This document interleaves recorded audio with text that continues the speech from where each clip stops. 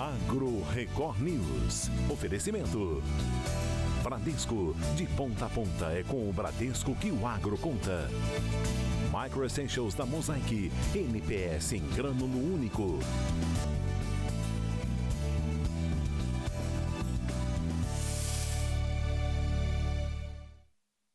Oi, bom dia para você. O Agro Record News está no ar e hoje a gente começa falando dos prejuízos com as queimadas que atingiram o interior de São Paulo. O custo deve chegar a R$1 bilhão. Várias culturas e áreas de mata foram danificadas. Mais de 4.700 focos de incêndio foram registrados no estado de São Paulo em agosto. A média para o mesmo mês nos anos anteriores era de 700. As chamas destruíram áreas de mata de preservação ambiental, canaviais e lavouras. Na região de Ribeirão Preto, o dia virou noite por causa da fumaça. As chamas do final de semana obrigaram a evacuação de sedes e casas localizadas nas propriedades atingidas. A cana, que estava em palha por conta da seca, queimou rapidamente com a ajuda dos fortes ventos. Nós não conseguimos segurar o fogo, isso com a usina apoiando, junto com outros caminhões de bombeiro, a brigada de incêndio, mas estava muito forte, estava muito perigoso. O que deu pra gente fazer, a gente fez. Demos preferência, aliás, para o pessoal que mora no campo, tiramos o pessoal do campo, seguramos as casas para não pegar fogo nas casas. Em 2017 foi assinado o protocolo Etanol Mais Verde, um acordo entre o governo do estado de São Paulo, Secretaria da Agricultura e Abastecimento, CETESB e setor sucroenergético. Dentre as diretrizes do plano está a eliminação da queima. Hoje o processo é quase totalmente mecanizado. O fogo, além de prejudicar o meio ambiente, também causa prejuízos financeiros. De acordo com representantes da Canoeste, um canavial atingido por incêndio pode se deteriorar em poucos dias e deixar a cana inadequada para o processamento industrial. O incêndio na palhada acarreta também perda de matéria orgânica e biodiversidade dos solos e compactação. Como o fogo do final de semana chegou muito perto da cidade, colocando em risco a vida de pessoas, a Defesa Civil de Ribeirão Preto priorizou a área urbana. Na área rural nós tivemos prejuízo aí não de residência, de cômodos, restaurante, gado morto, animais mortos. O prejuízo para os produtores de cana foi grande, né? Porque foram plantações de cana queimadas por inteiro, mas com a ajuda de todos, caminhões-pipa de usinas, de plantadores no combate, a destruição da produção a gente não conseguiu, mas que se propagasse para a área urbana, a gente conseguiu evitar. Em visita à região, o governador do estado de São Paulo, Tarcísio de Freitas, disse que é difícil estimar os prejuízos, mas acredita que passará de R$1 bilhão. A preocupação envolve também as perdas dos pequenos produtores. Nós vamos fazer uma liberação de recursos do FEAP, do nosso fundo voltado para o agronegócio, com taxa de juros zero, e tem por objetivo aí proteger, né, esses pequenos produtores, garantir que esses pequenos produtores vão ter aí o custeio e vão poder recomeçar suas atividades depois das perdas que tiveram. E 2 incêndios de grandes proporções foram registrados em Macaé, no Rio de Janeiro. A fumaça densa podia ser vista de longe. A fumaça densa vista de longe mostra que o incêndio na vegetação é de grandes proporções. As imagens impressionam. A área atingida fica no bairro Granja dos Cavaleiros, em Macaé. O Corpo de Bombeiros começou a atuar para apagar as chamas por volta das 7 da noite. Foi preciso reforço das equipes da Defesa Civil e Guarda Ambiental para controlar as chamas. Trabalho que durou 3 horas. No bairro Barreto, o fogo consumiu toda esta área de vegetação às margens da rodovia Amaral Peixoto. Olha essa situação aqui no Barreto. Não tem corpo de bombeiros que consiga resolver, hein? Por conta do vento e do mato seco, as chamas se alastraram rapidamente e atingiram a fiação da rede elétrica e, por pouco, não chegou até as casas. Foram necessárias mais de 3 horas de trabalho para que os bombeiros conseguissem controlar o incêndio. Entre os meses de junho e julho deste ano, a Guarda Ambiental de Macaé já precisou combater 15 incêndios florestais. A situação é preocupante, principalmente nas regiões norte e noroeste do Rio. De janeiro a agosto deste ano, o Corpo de Bombeiros já recebeu mais de 900 chamados para apagar incêndios em vegetação. No mesmo período do ano passado, foram quase 600, um aumento de pouco mais de 55% no número das ocorrências em 2024. Em todo o estado, foram registrados mais de 12.900 incêndios florestais. Na maioria dos casos, não se sabe a origem do fogo, mas as chamas causam grande destruição e prejuízo à natureza. A natureza não produz esse tipo de fogo. Isso é feito por nós, seres humanos.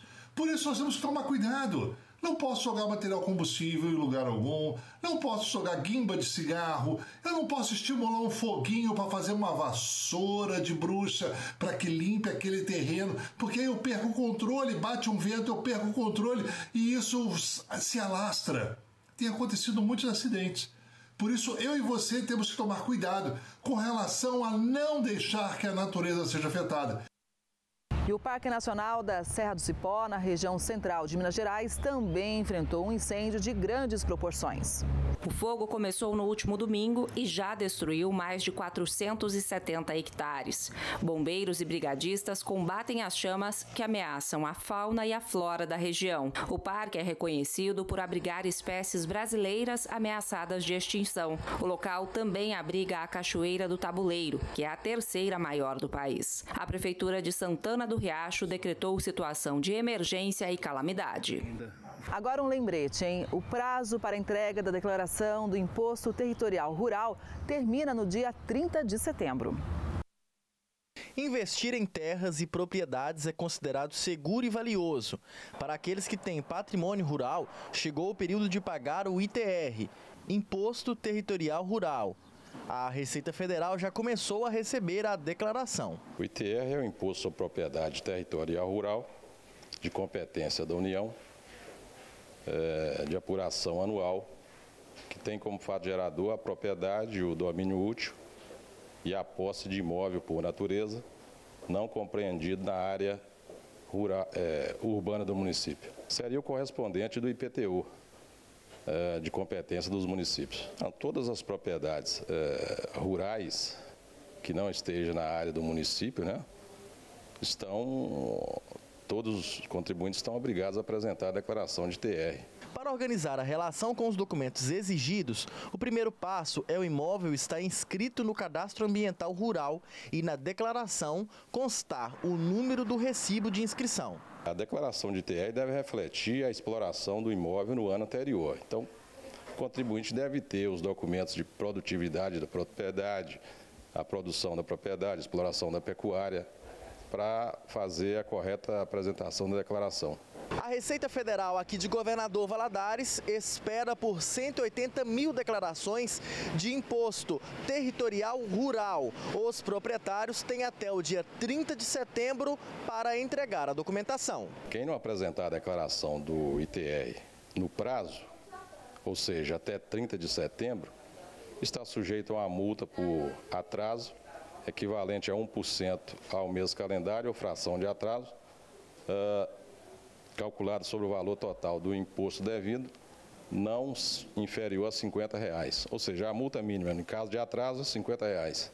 O tamanho da propriedade e a utilidade da terra são critérios para calcular o valor do ITR.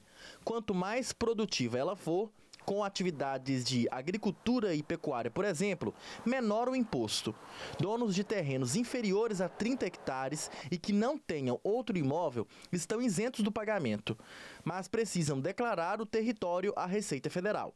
O presidente do Sindicato Rural destaca a atenção que proprietários e contadores devem ter na declaração. Os produtores rurais precisam ficar muito atentos com seus contadores, para que ele faça uma declaração justa, mostrando que a terra dele tem um grau adequado de produtividade. Porque quanto menor a produtividade, maior será a taxação do ITR. Se o produtor rural tiver um grau de utilização da terra muito baixo, a terra dele fica sujeita à desapropriação para fins de reforma agrária. O governo federal pode desapropriar aquela terra dele para a reforma agrária. Então é muito importante ficar atento para isso. Às vezes a pessoa não dá atenção para esse cadastramento e isso pode virar um mal contra ele mesmo.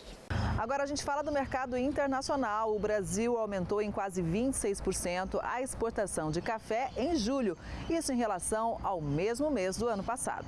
A exportação brasileira de café totalizou 3.774.000 sacas de 60 quilos em julho deste ano, primeiro mês da safra 24-25. O volume indica um crescimento de 25,7% em relação ao mesmo período de 2023.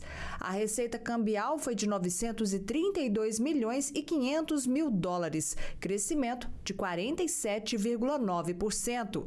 Os dados fazem parte do relatório estatístico mensal do Conselho dos Exportadores de Café do Brasil, o Secafé. No mês de julho, os cafés canéforas, incluindo o Conilon e o Robusta, mantiveram bom desempenho dos meses anteriores, ao avançarem 82,2% na comparação anual.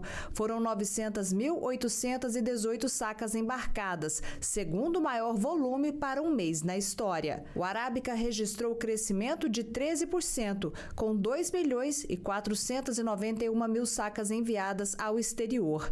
O café solúvel teve crescimento de 26% em julho, com 376.524 sacas embarcadas. E o segmento de torrado e moído embarcou 5.552 sacas, aumento de 47%. Nós tivemos números recordes para o mês de julho. Volume total, cafés verdes Arábica, cafés verdes canéforas, que é o Conilon mais robusta, e números expressivos para o café solúvel. No acumulado de janeiro ao final de julho de 2024, as exportações brasileiras de café totalizaram 28.146.000 sacas, volume recorde para o período e que representa a alta de 46,3% em relação aos 7 primeiros meses do ano passado. Recorde para o Arábica verde, para os canéforas da mesma forma, com mais de 6 bilhões de receitas cambiais, um crescimento de 50%. Quanto aos tipos de café, o Arábica segue como o mais exportado pelo Brasil, com envio de 20.652.000 sacas entre janeiro e julho desse ano,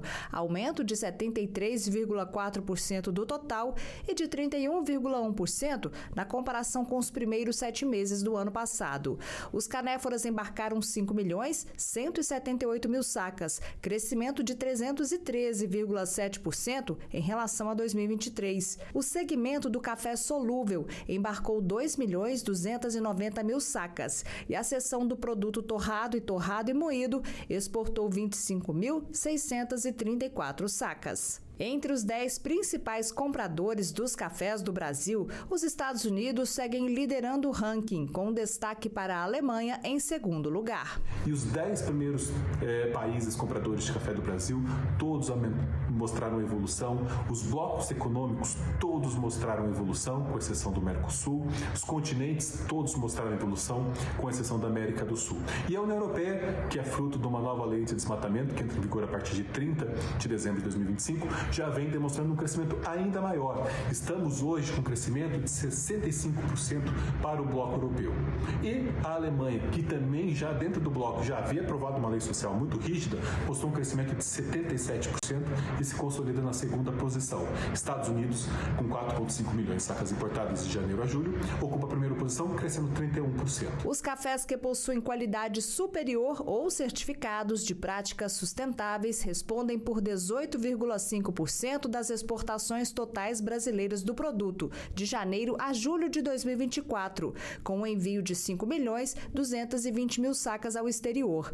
Este volume representa aumento de 66,2% se comparado ao embarcado nos 7 primeiros meses de 2023. No ranking dos principais destinos dos cafés diferenciados entre janeiro e julho deste ano, os Estados Unidos também seguem em primeiro lugar, com a compra de 1.236.000 sacas, o que equivale a 23,7% do total exportado deste tipo de produto. Fechando o top 5 para este tipo de café, aparecem Alemanha, Bélgica, Países Baixos e Reino Unido. Tudo isso demonstra o compromisso do Brasil no mercado global de café. O Porto de Santos permanece como o principal exportador dos cafés do Brasil, com embarque de 19.327.000 sacas nos primeiros 7 meses do ano, o que representa 68,7% do total. E de olho na exportação, pecuaristas investem em melhoramento genético para melhorar a qualidade da carne. A raça Guzerá chama a atenção pelo porte avantajado, pela imponência dos chifres. É um animal rústico e de dupla aptidão. Serve tanto para corte quanto para leite. E foi o escolhido pelo José Neto e seus sócios há mais de 20 anos. Na fazenda Entre Rios, a pouco mais de 1 hora do centro de Brasília, são mais de 560 cabeças, entre touros, novilhas e vacas. Aqui todos são puros e criados no sistema Integração Lavoura-Pecuária-Floresta, onde há um aumento de produtividade de forma sustentável. O melhoramento genético para a produção é o principal objetivo aqui da fazenda. Os animais, eles passam sempre por uma seleção criteriosa. Neto, como é feita essa seleção? Conta pra gente os detalhes. Vamos lá. Os animais tem algumas características que são analisadas, né? A gente aqui estamos criando a seleção da raça Guzerá. É um zebuíno, né, que é a dupla aptidão. A gente pode tanto caminhar para uma seleção mais voltada a corte como para o leite. Aqui na fazenda a gente tem uma seleção mais voltada ao corte. Então, uma das primeiras características que a gente analisa é a questão de peso, desempenho. São os animais que ganham mais peso, tá certo? Então, eles são animais criados no mesmo grupo contemporâneo, eles andam junto, pastejam junto, fazem tudo junto e a gente consegue selecionar dessa forma os animais que vão ter mais desempenho. Então, quanto mais produtiva precocemente, melhor. Isso, aqui esses animais são avaliados aqui, a cada 3 meses são pesados e a gente consegue identificar os mais pesados daquela safra, tá certo? Então esses animais são colocados aqui para reprodução, os machos ficam para reproduzir e multiplicar em nosso rebanho e outros animais são deslocados ao mercado, tá? José Neto já chegou a exportar embriões e sêmens para alguns países da América Central e pretende desbravar mais o mercado internacional. Assim como ele, outros milhares de pecuaristas do Distrito Federal pretendem mandar produtos para fora. Segundo a Secretaria de Agricultura, o DF tem mais de 83 mil cabeças de gado. E agora, com a declaração recente de região livre de febre aftosa sem a necessidade de vacinação do rebanho, um requisito básico para comercialização fora do país, nossa produção pode ganhar ainda mais destaque no mundo.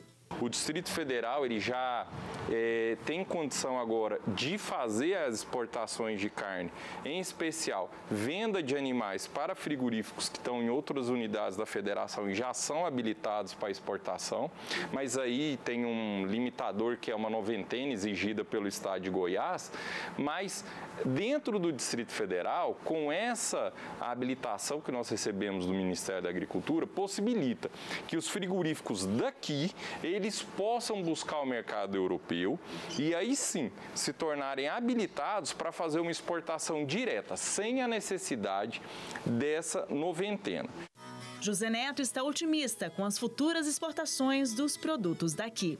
O Distrito Federal pode ser pequeno, com rebanho pequeno, tá? Hoje a gente está falando aqui na faixa de 83 mil cabeças, tá? Às vezes é menos até do que uma fazenda no Mato Grosso ou no Pará, tá? Mas são animais de qualidade, tem muito animal de qualidade, muita seleção sendo feita aqui no Distrito Federal. E sim, eu vejo uma oportunidade de fazer alguma coisa diferenciada, não só em exportar genética, mas carne de qualidade, um derivado de qualidade, tá certo? Um queijo diferenciado, alguma coisa desse tipo, sim. Eu vejo muita oportunidade. Um projeto está incentivando o cultivo de cacau no norte de Minas. A ideia é plantar de forma escalonada com a banana. Em algumas fazendas, o negócio já deu certo. Os 400 hectares plantados de banana prata ganharam 120 mil pés de cacau nesta fazenda que fica em Janaúba, no norte de Minas. O projeto do cacau começou há 3 anos. De início, tinham poucos produtores interessados nesse plantio. Acho que nós fomos a segunda, terceira fazenda da região a plantar. Por aqui, a colheita já está sendo feita e o grupo planeja aumentar a lavoura. Margarete acredita que a região pode se tornar um polo do cacau. O clima da região, o solo e toda a pesquisa que foi feita até agora nos mostra que a região é bem propícia para a cacauicultura e a gente espera que outros produtores se sintam incentivados como nós, né, nessa nova produção aí para a região. Foi justamente para incentivar o cultivo do cacau que o município recebeu o primeiro dia de campo do projeto Agro Mais Verde. O projeto Agro Mais Verde, ele vem aqui para promover a recuperação de áreas degradadas através do plantio ou a restauração produtiva com cacau e também ser atrativo do ponto de vista econômico. Mais de 200 produtores participaram do evento. Para ter mais conhecimento técnico sobre a cultura do cacau em consórcio com a bananicultura, para a gente conseguir implementar de forma mais abrangente essa cultura aqui na região e trazer também desenvolvimento dentro da diversificação da produção desses produtores aqui do norte de Minas. Especialistas tiraram dúvidas dos produtores e explicaram sobre o potencial produtivo que pode ser alcançado.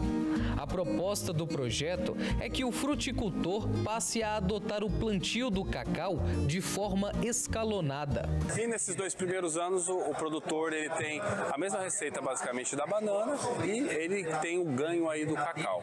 E do lado do cacau, o que o cacau ganha basicamente é um custo de implantação bem mais baixo em função que o solo já está preparado, está rico e também você tem também um sistema de irrigação totalmente pronto e mão de obra que você consegue equalizar aí ao longo dos meses e otimizar e criar sinergias nessa mão de obra. Inicialmente, 30 produtores receberão assistência técnica. A expectativa é que o plantio comece ainda este ano.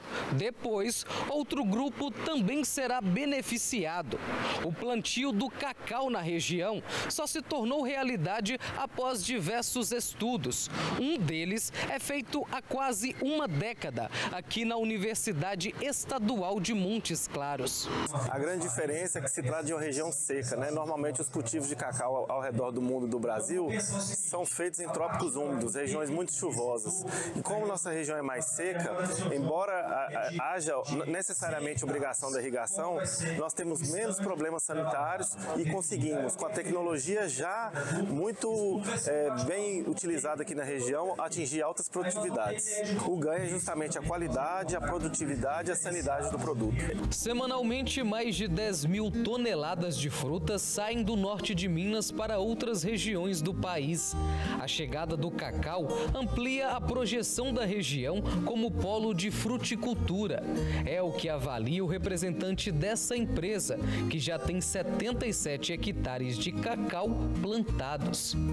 Estamos vendo como uma opção muito interessante para a região, devido à característica de qualidade e produtividade, onde vem com uma oportunidade de ser uma nova atividade sustentável de longo prazo. A gente entende que a cacauicultura é uma forma diferente de comercialização, de venda, de renda para o produtor. O produtor hoje nosso, o fruticultor, ele trabalha com produto perecível e um produto que tem que ser vendido no momento da colheita. Com a cacauicultura, o produtor passa a ter tempo de trabalhar o seu fruto, de trabalhar a sua produção, com mais tempo para ser comercializado, uma negociação, um preço cotado em bolsa. Agora eu tenho um recado campeão da Mosaic para você, produtor. Você gosta de futebol, certo? E sabe quando aparece aquele craque que eleva a performance e resolve no campo? Na sua lavoura, o craque é Micro Essentials da Mosaic. O fertilizante com NPS em um único grânulo. Nitrogênio decisivo para o desenvolvimento das plantas. Fósforo de alta solubilidade para raízes robustas e maior enchimento dos grãos. 2 formas de enxofre disponibilizadas conforme a necessidade das plantas. Nutrição uniforme e mais resultados na colheita. Fertilizantes com NPS em um único grânulo é Micro Essentials da Mosaic. Performance no mais alto nível. Saiba mais no QR Code ou acesse nutriçãodesafras.com.br. A demanda por arroz tem mantido os preços firmes no sul do país, enquanto as indústrias tentam se adequar às oscilações de mercado. A disputa entre compradores e vendedores continua limitando a comercialização do arroz em casca. Com isso, expressivas variações nas cotações não estão sendo registradas. Os preços seguem estáveis no mercado do Rio Grande do Sul, sustentados principalmente pela demanda de outros estados, como São Paulo, Santa Catarina e Goiás. A média do indicador CPEA-IRGA Rio Grande do Sul, 58% de grãos inteiros com pagamento à vista, vem se mantendo na casa dos R$ 117,00 a saca de 50 quilos. De acordo com o CPEA, os produtores estão segurando novas negociações, enquanto se mantêm atentos às necessidades de caixa, já que os vencimentos de custeio estão próximos. A indústria segue de olho na importação, se ajustando após grandes variações de preços no atacado. Os preços do suíno vivo e da carne subiram. A oferta reduzida de suíno em peso ideal para abate e a alta procura por novos lotes por parte da indústria para atender às demandas interna e externa fizeram os preços do suíno vivo e da carne aumentarem. Em algumas praças acompanhadas pelo CPEA, a atual média do vivo é a maior desde fevereiro de 2021 em termos reais. No mercado da carne, apesar do alto valor pago pelo vivo, colaboradores relatam que a liquidez das vendas tem sido moderada. O preço da carcaça especial suína, na parcial de agosto, comercializada no atacado da Grande São Paulo, está em R$ 12,08 o quilo. A Associação Brasileira da Indústria de Café Solúvel formou 40 profissionais para avaliação sensorial do produto. O consumo tem crescido aqui no Brasil. A capacitação foi realizada em Varginha, no sul de Minas, e foi aplicada a metodologia desenvolvida pela BIX em cooperação técnica com o Instituto de Tecnologia de Alimentos. Os 40 profissionais foram certificados como Instant Coffee Graders, que são os degustadores aptos a avaliar e emitir laudos de análise sensorial de café solúvel. O Brasil é o maior produtor e exportador global deste tipo de café. Segundo a Associação Brasileira da Indústria de Café Solúvel, todas as empresas que produzem ou têm marcas do produto no mercado possuem, no mínimo, uma dupla de profissionais formados como Instant Coffee Graders para fazer essa avaliação sensorial. Com o avanço das realizações dos cursos e da certificação dos IC Graders, a BIX espera concretizar a implantação da metodologia de avaliação do produto em todo o mundo. No primeiro semestre de 2024, o consumo de café solúvel no Brasil alcançou o equivalente a 525.797 sacas de 60 quilos, o que representou um avanço de 1,2% em relação aos primeiros 6 meses de 2023. Esse 1,2 significa uma certa estabilidade, mas o setor está otimista para fechar o ano de 2024 com acima de 2% de crescimento, que já está de bom tamanho. E nós percebemos, estamos percebendo que esse movimento de aumento de consumo de café solúvel no Brasil tem acontecido de forma consistente, bastante sólida, que nos dá bastante condições de continuar com os investimentos e continuar com os trabalhos de divulgação de uma campanha que nós estamos introduzindo que chama Descubra Café Solúvel. Uma pesquisa da Universidade Federal do Rio de Janeiro desenvolveu um material biodegradável feito com tomate e até até caroço de manga. A novidade pode ajudar a revolucionar, porque pode impedir a poluição com plástico descartado de forma irregular. Eles estão por toda parte, em rios, matas e mar, e levam muito tempo para se decompor. Todo plástico, quando passa pelo processo de decomposição na natureza, vai se quebrando até se tornar microplásticos que não conseguem mais ser absorvidos pelo meio ambiente. Com isso, eles vão se espalhando e também são consumidos pelos animais e até por nós humanos. O que os pesquisadores da Universidade Federal do Rio de Janeiro descobriram é que o bioplástico criado por eles pode mudar esse cenário. Cientistas do Instituto de Macromoléculas descobriram uma maneira de aproveitar alimentos como tomate, chia, orégano e até caroço de manga como matéria-prima para criar um novo tipo de bioplástico capaz de se decompor de forma muito mais rápida. Durante 180 dias vão perder 90% de sua massa. Isso é uma característica do polímero biodegradável. Aqui vocês podem ver o material todo fragmentadinho, mas deixando bem claro que isso se trata de um material biodegradável. Ou seja, aqui a gente não está gerando aqueles microplásticos nocivos que vão permanecer no ambiente. A pesquisa já teve 2 artigos publicados em uma revista científica internacional e está em processo de abertura de patente.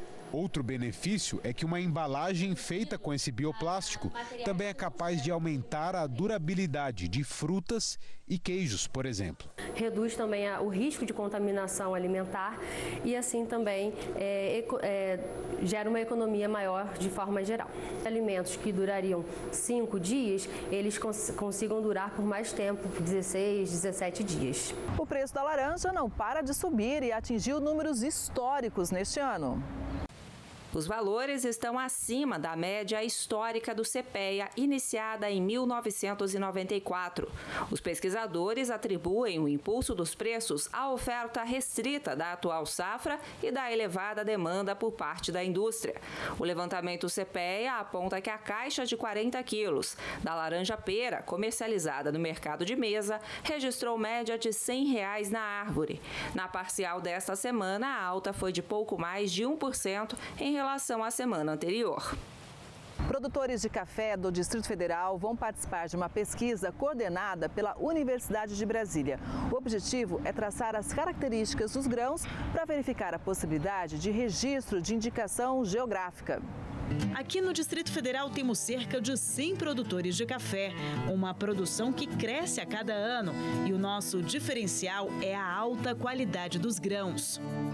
Justamente por conta dessa situação climática, favorável para nós e também pela Emater estar presente no campo junto com as entidades de pesquisa, com o desenvolvimento de cultivares mais adaptadas, cultivares mais produtivas. Então, é uma situação muito propícia para o desenvolvimento da cadeia. A partir de agora, os produtores de café do DF estão sendo convocados para que os grãos sejam analisados.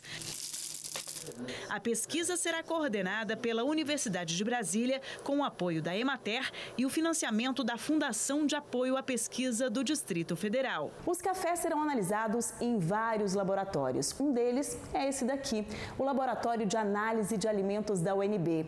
O objetivo é identificar características dos produtos aqui do Distrito Federal que possam resultar numa indicação geográfica. Ao meu lado, a Lívia, que é pesquisadora aqui da UNB, é engenheira de alimentos e professora de nutrição e vai nos explicar o que é indicação geográfica e qual a importância dessa indicação, Lívia.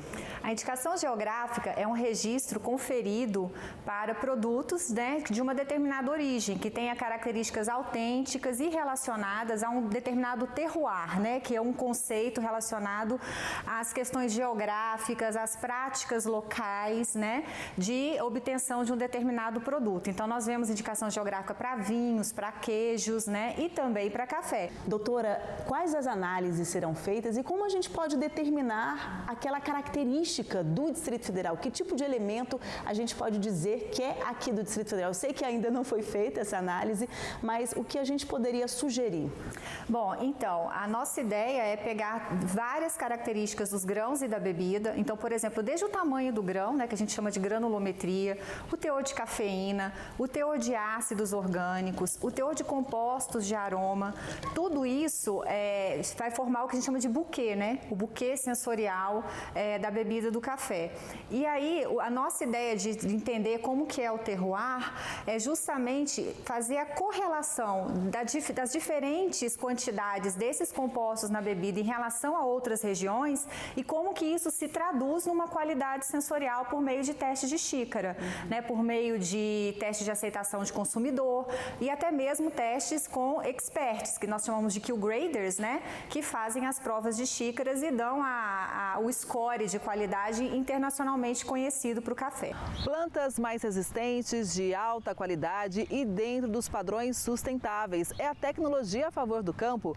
Nanopartículas estão sendo usadas para evitar os agroquímicos. Estamos no Instituto Federal do Triângulo Mineiro, em Uberaba, onde um projeto é desenvolvido com o objetivo de conseguir plantas com alta qualidade, formadas dentro de padrões sustentáveis. Já tem meses que esta mini plantação é estudada. Trabalho intenso aliado à modernidade. Um cenário a princípio comum para os desavisados. Um laboratório de experimentos importantes para a cadeia do agronegócio, com vistas para a preservação do meio ambiente. Nesta estufa está sendo empregada a tecnologia de nanopartículas. Impossível de ver a olho nu, não passou batida pelo olhar dos pesquisadores do Instituto. Os cientistas conseguiram, através dessa técnica, desenvolver fertilizantes agrícolas eficientes e sustentáveis. Essa pesquisa ela tem 1 ano que foi iniciada, né, e ela visa o desenvolvimento de um fertilizante de alta performance com a formulação com sistemas nanoparticulados. Então, são fertilizantes com partículas em escalas nanométricas para uma maior absorção dos nutrientes pelas plantas. Os fertilizantes eles podem ser aplicados nas plantas tanto via solo quanto via foliar.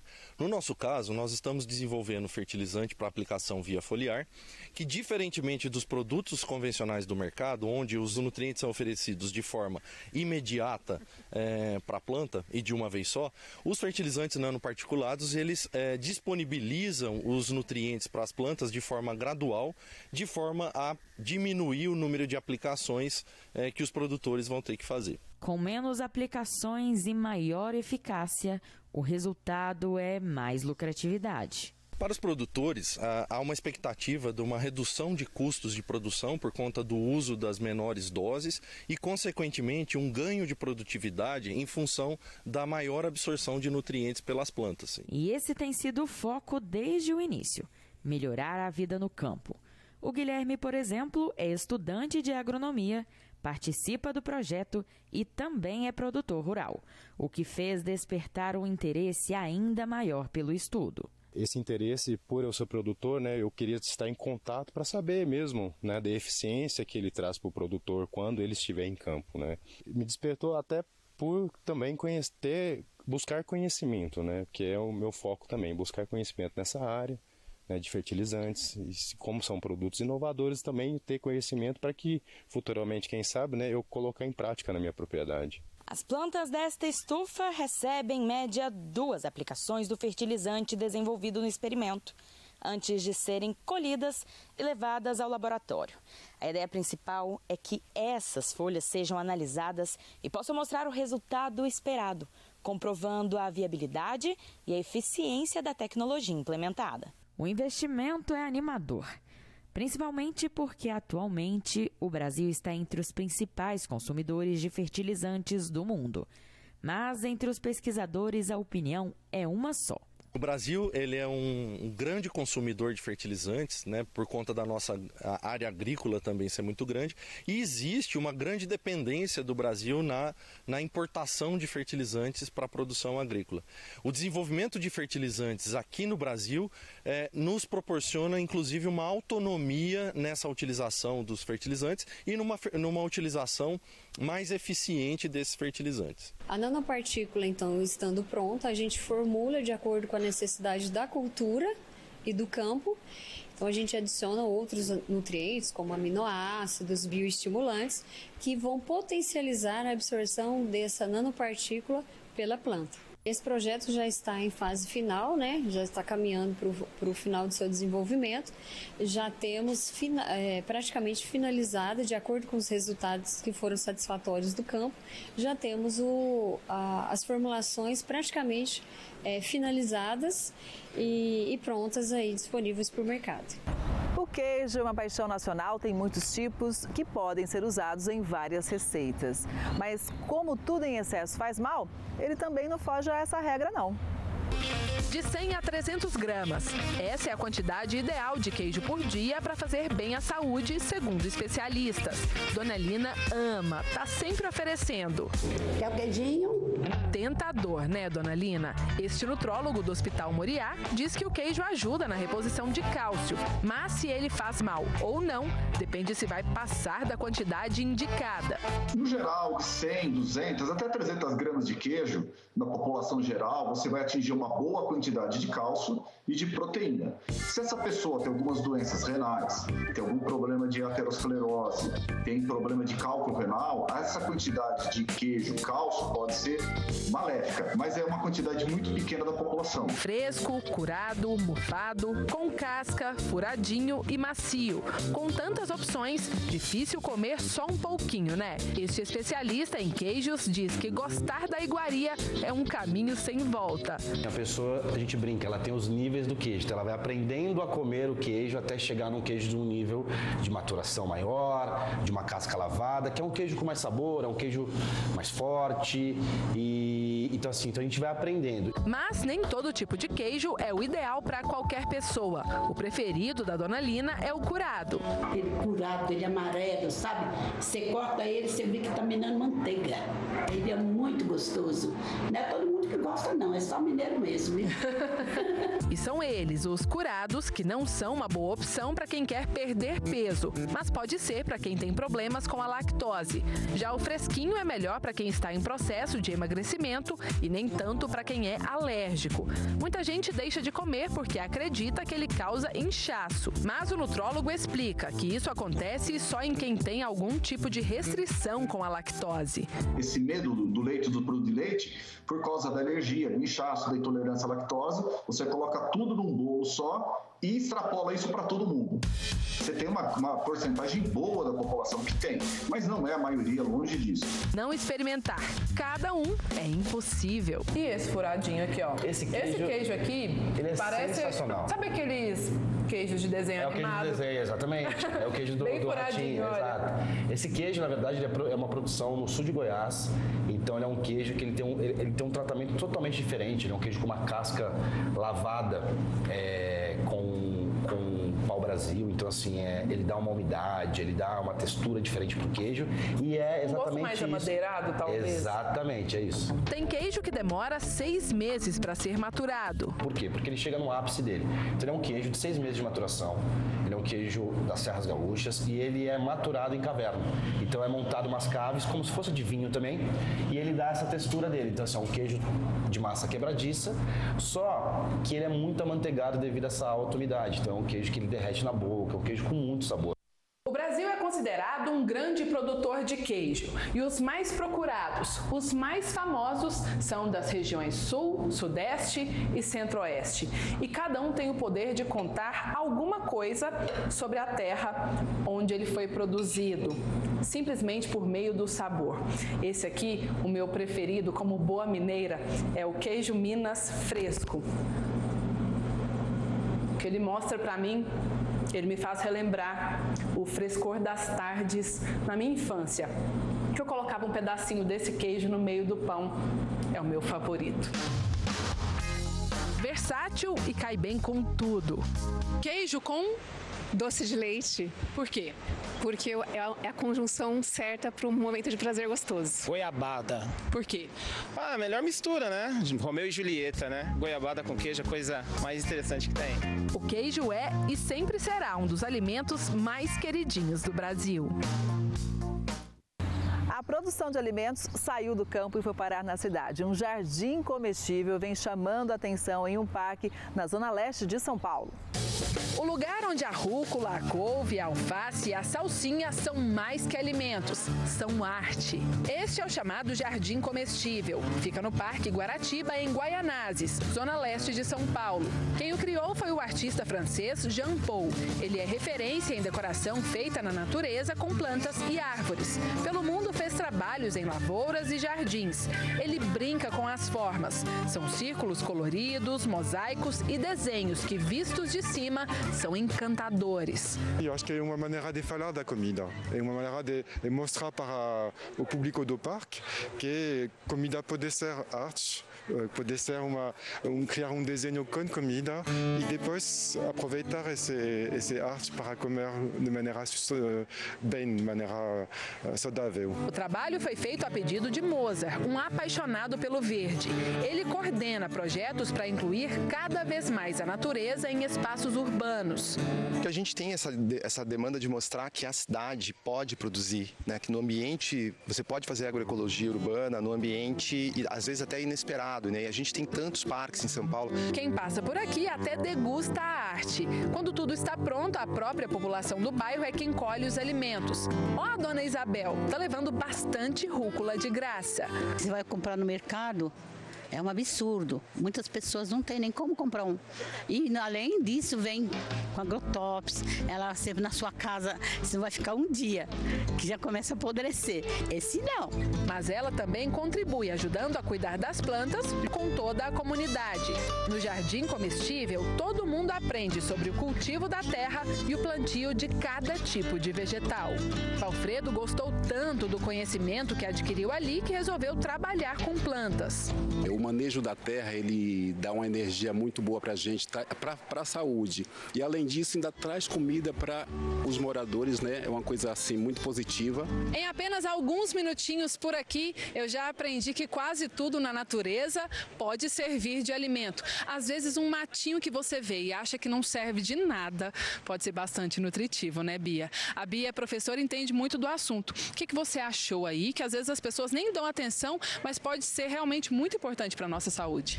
Então, aqui nessa hortinha que a gente plantou rúcula, que é super conhecida, começam a nascer umas coisinhas que as pessoas acham que é mato, mas são comestíveis. Por exemplo, você conhece o trevinho? Trevinho. Ele é azedinho. Deixa eu só tirar a terrinha aqui para você, vou pegar um para você e um para mim. Ele é super nutritivo e ele dá um saborzinho na salada incrível. Ó, não precisa nem temperar, né? Azedinho mesmo. É. Aqui o verde não é só uma cor, também significa beleza, saúde e conhecimento. 80% do que tem plantado no mundo é comestível e a gente não tem essa informação e é uma informação valiosa que a gente pode passar para frente para outras pessoas. Então o curso em si é sempre positivo. O momento que eu passo aqui é uma terapia. É muito bom, além dos legumes que depois eu vou recolher. Os incêndios devastaram muitas plantações de cana-de-açúcar no interior de São Paulo. O conselheiro da Orplana e diretor executivo da Canoeste, Almir Torcato, falou sobre os impactos ambientais e também no solo. A questão solo são diversas, inclusive em relação aos próprios micro-organismos que ali estão, no sentido de trabalhar o processo de produção.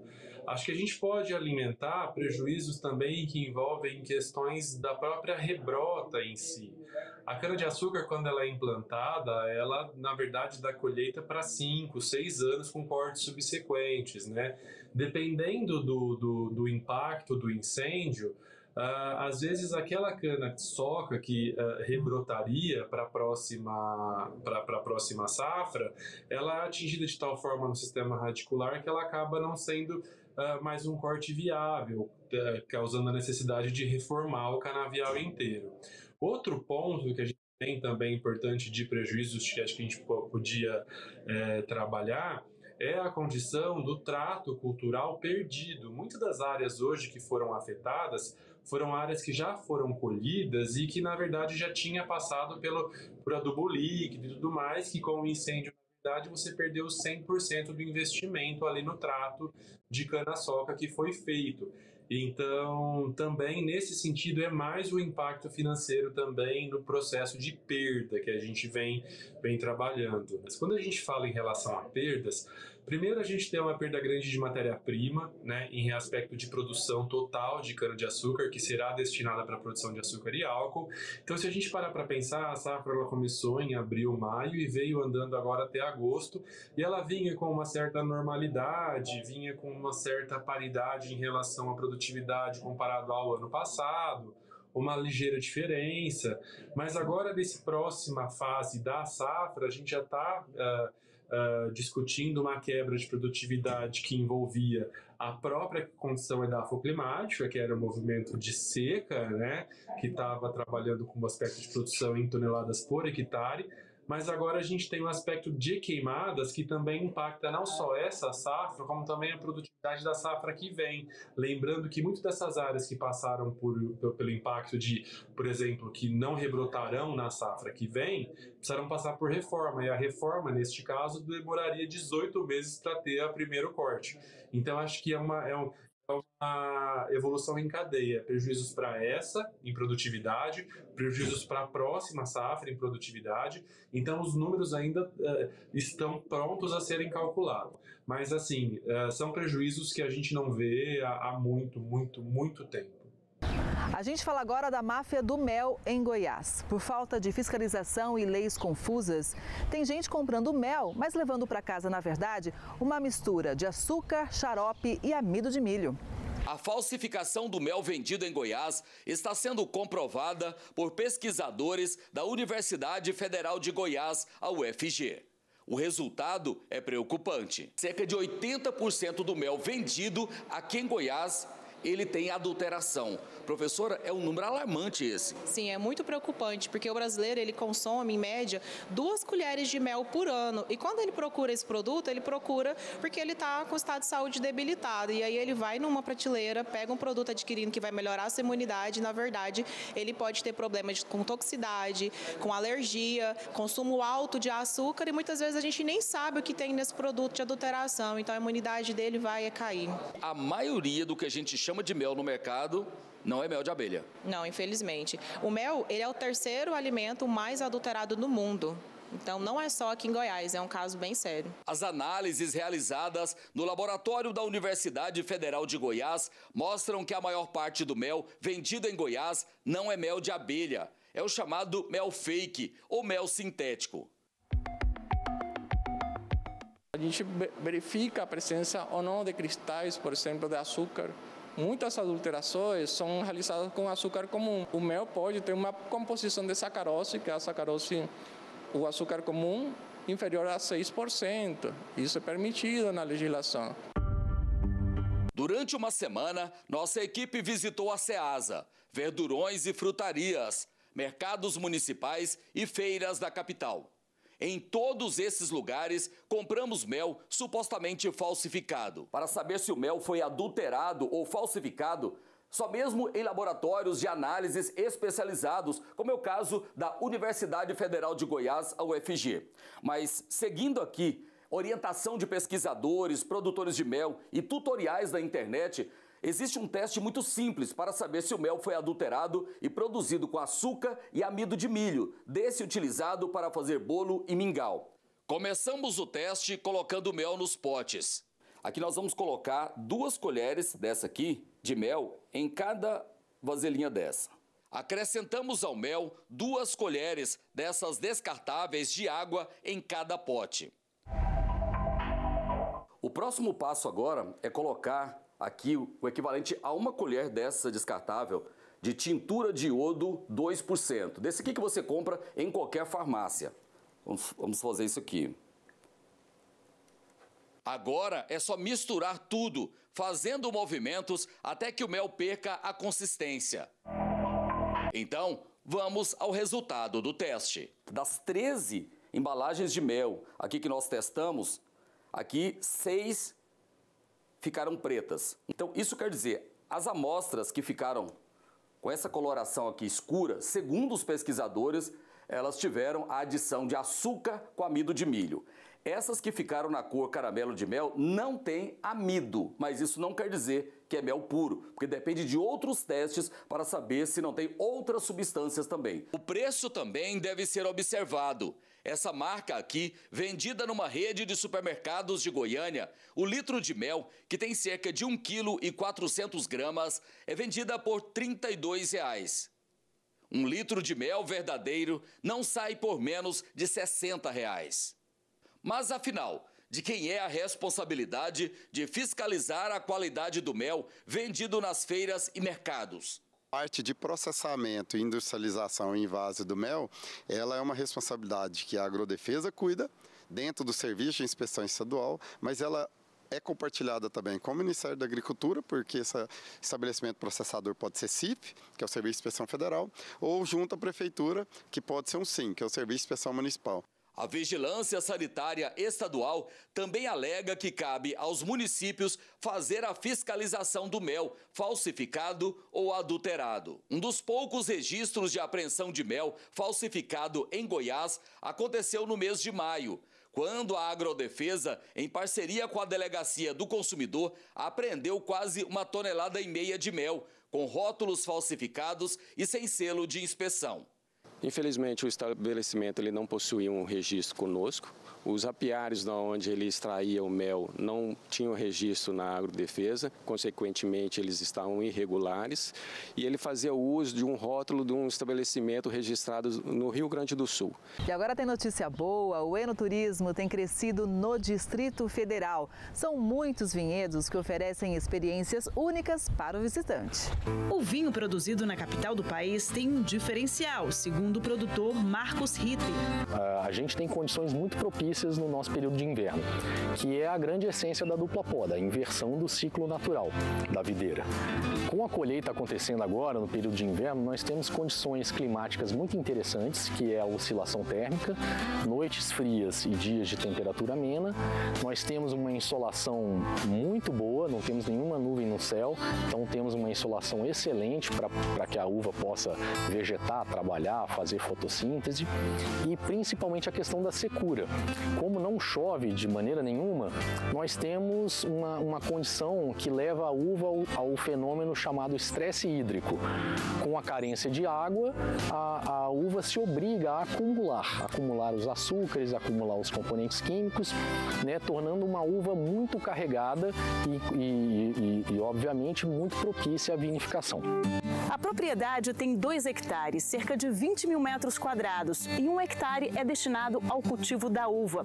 O vinhedo produz por ano 8 toneladas da fruta e recebe aos fins de semana 25 pessoas que fazem a visita guiada. Essas pessoas conhecem a plantação, colhem a fruta do pé quando é época de colheita, experimentam e, por fim, degustam um bom vinho.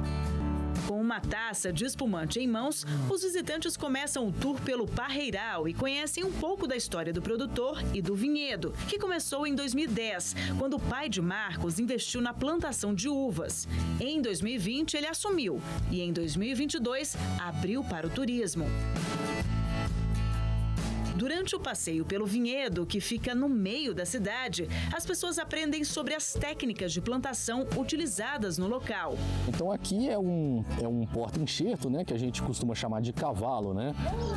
É uma espécie diferente, né, uma espécie mais rústica que é plantada aqui para poder resistir às doenças que atacam as raízes, né, e garantir o primeiro desenvolvimento da planta. O produtor também ensina sobre o processamento artesanal dos vinhos que são fabricados e comercializados na propriedade.